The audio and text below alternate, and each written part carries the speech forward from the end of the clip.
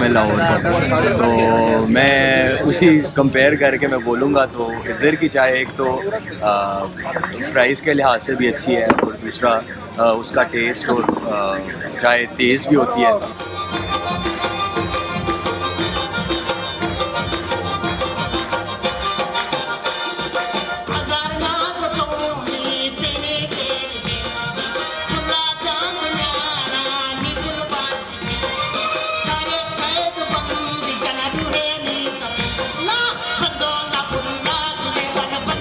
चाय बनाने में क्वेटा के जो लोग हैं ना वो माहिर हैं।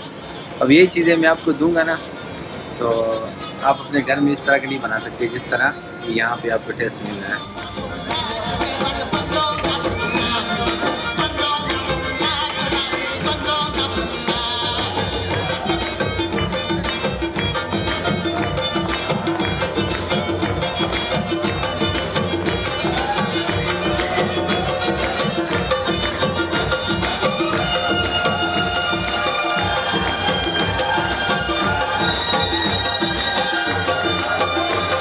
पराठों में खास बात ये है कि फिलिंग वाले ये पराठे हैं, आलू का पराठा, चिकन का पराठा, कबाब का पराठा, बीफ का पराठा।